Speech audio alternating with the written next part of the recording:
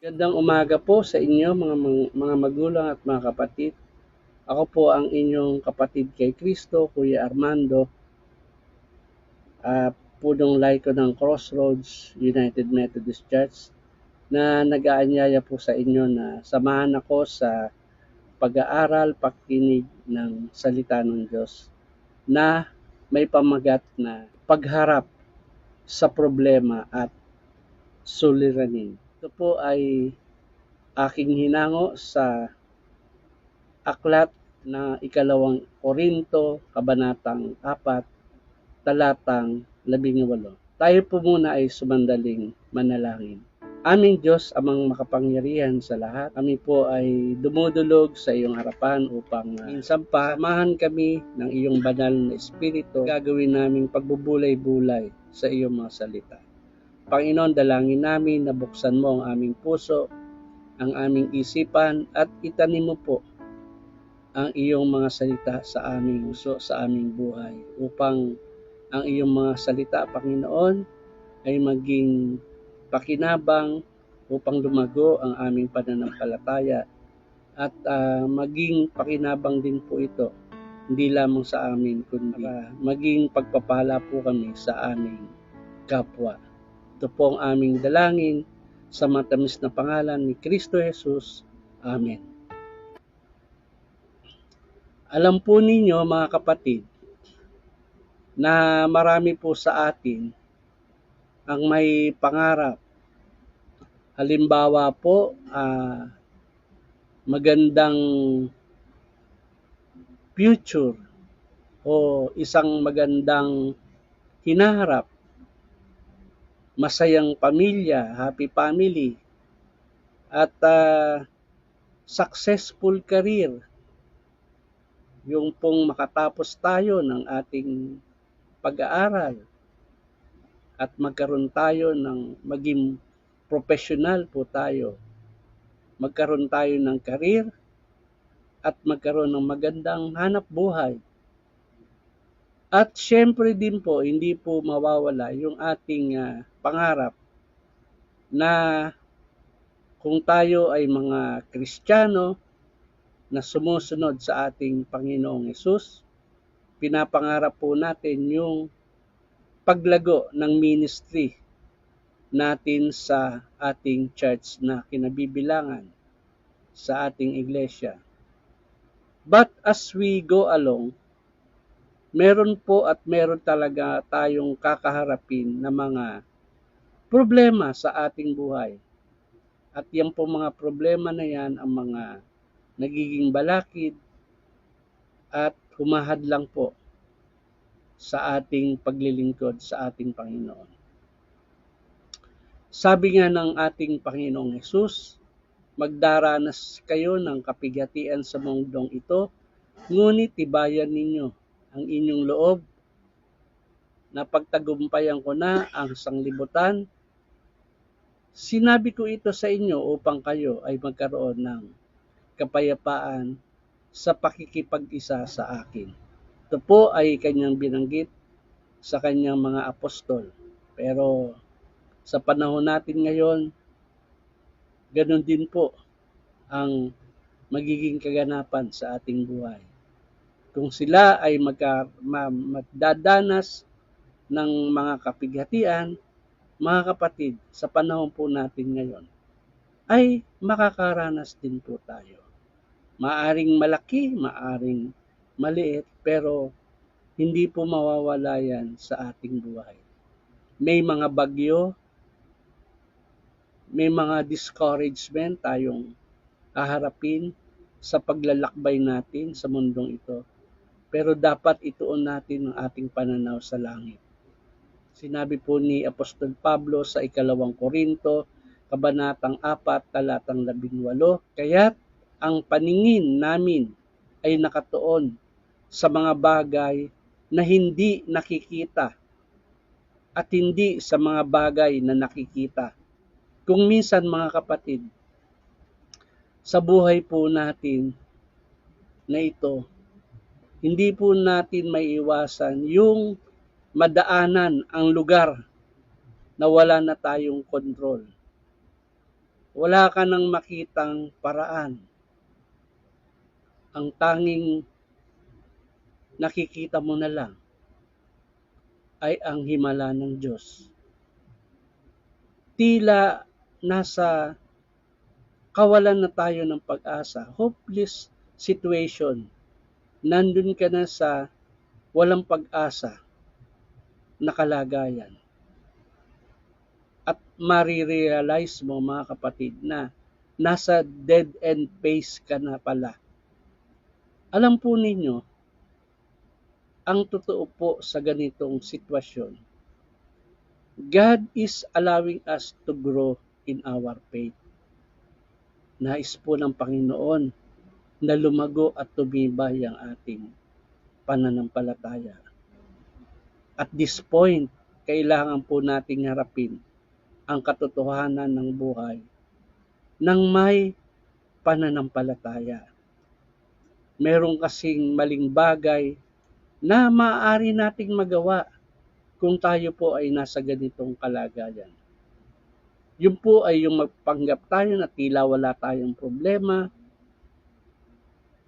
Subalit, meron ka namang pananampalataya, pero it does not mean you deny reality. Faith is not saying, I am not in pain, when in fact, you are in pain. Nasasaktan ka, nakakaramdam ka ng sakit. Faith is not saying, I don't hurt, when you really do hurt. Talagang nasasaktan ka. Faith is not saying, I am happy, when you are grieving. Sabi mo, masaya ka, pero malungkot ka. No? Nakararamdam ka ng kawalan ng saya. Nalulungkot ka.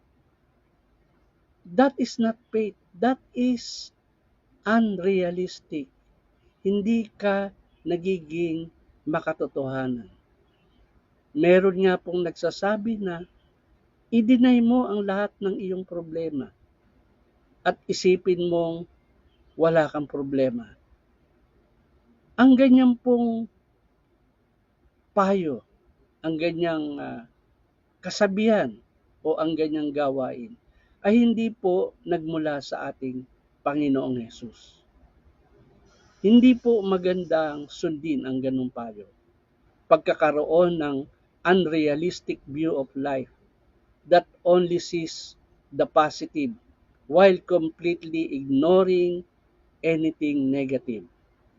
Halimbawa na lang po sa gawain ng pagmimisyon at pag-e-evangelize, gawain ng pagpapalaganap ng mabuting balita ng kaligtasan. Sa ating pong paghayo sa labas ng ating church, sa labas ng ating iglesia, para tumupad sa kalooban ng Diyos. Para makabuo ng Bible study group o fellowship with others na hindi lubusan ang kanilang pagtanggap sa ating Panginoong Hesus. Hindi po mawawala talaga ang mga balakid na katulad nito, mga suliranin na katulad nito. Kailangan po natin yung faith and trust in God, yung ating pananalig sa ating Panginoong Hesus, sa kapangyarihan at kakayanan ng ating Panginoon that He can provide para maisagawa natin ito ng may katagumpayan.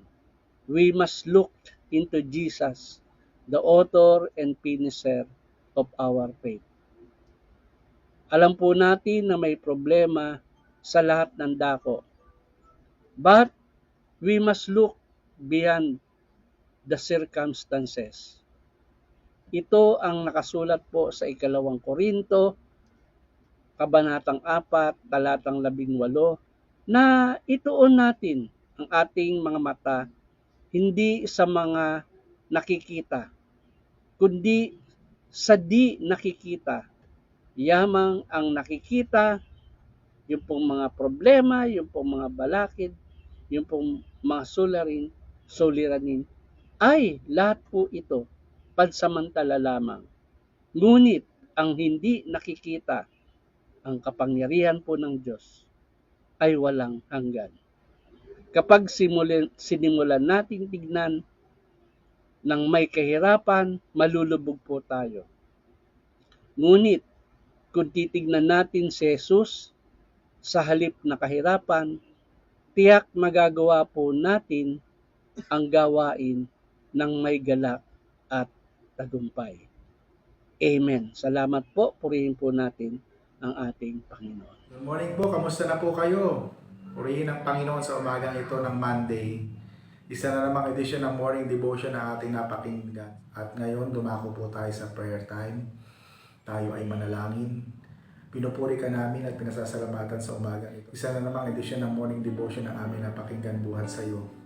Salamat po, Panginoon, sapagkat patuloy mo kaming pinaalalahanan. Patuloy mo kaming nire-remind. Nawa ang napakinggan namin sa umagang ito ay maging kalakasan ng aming espiritual na katawan at maging katatagan sa bawat isa sa amin. Pinagpipray ko po sa iyo ang lahat ng mga nanonood, nakikinig sa mga oras na ito. Ano man po ang panalangin ng kanilang puso ay patuloy niyo pong ipagkaloob sa kanila. At patuloy na makita ang iyong kabutihan, ang iyong katapatan, ang iyong kadakilaan. Samahan niyo nga po kami sa kabuuan ng araw na ito. At nawa maging matagumpay kami sa lahat ng aming gagawin. Salamatin po at iningatan nyo kami sa nagdaang bagyong Christine at ngayon sa panibagong bagyo. Muli mo kami ingatan at samahan. Nagpipray ko po sa iyo ang mga kapatid namin na hanggang sa ngayon ay nakakaranas ng pagbaha, nawasak ang tahanan, namatayan ng mahal sa buhay. Tulungan niyo po sila, dakilang Diyos. Nawa huwag niyo po silang pababayaan at nawa ay makabangon po sila sa kanilang sitwasyon. Marami pong salamat, Panginoon. Huwag niyo po kami iwan at pababayaan. Pinagpipray ko rin sa iyo mga kapatid namin sa ibayong dagat. Ingatan at samahan niyo po sila. At ikaw ang kanilang patuloy na maranasan sa kanilang mga buhay. We pray sa lahat ng mga churches na nagkakandak ng ganitong broadcast, Panginoon. Nawa ang lahat ng ito ay maging instrumento ng pagpapala, ng pag-ibig, ng kadakilaan mo sa aming mga buhay. Pinagpipray ko rin sa iyo ang buong CMC family, ang bawat lay organization, ang kanyang desire na ma-renovate ang altar at ganoon din po ang sanctuary. Ikaw po ang tumulong, ikaw po ang sumama sa amin, dakilang Diyos. Pinagpipray ko rin sa iyo ang aming minamahal na bansa. Tulungan niyo po ito at nawa maging maayos ang aming mga buhay sa tulong mo, dakilang Diyos. Marami pong salamat. Ito po ang aming panalangin sa matamis na pangalan ni Jesus na aming Panginoon. Amen. Ayan, natapos na naman tayo sa ating morning devotion para sa umaga ito. Mula po dito sa Crossroad United Methodist Church. Salamat po sa ating naging nag-share ng kanyang morning devotion para sa umagang ito. At sa lahat po ng nag-share ng kanilang morning devotion, marami pong salamat sa inyo. Pagpalain kayo ng Panginoon. Salamat din sa bumubuo ng multimedia ng CMC family. At ganoon din po sa aking kamanggagawa, Deaconess Risa, na siyang nagsasaayos ng ating morning devotion. So mula po dito sa Crossroad United Methodist Church, ito po ang inyong lingkod, Pastor Moses. Lagi nagsasabing ang Diyos ay mabuti, hindi lamang noon, ngayon, kundi sa mga darating pang panahon. Hanggang sa muli, God bless everyone. Paalam!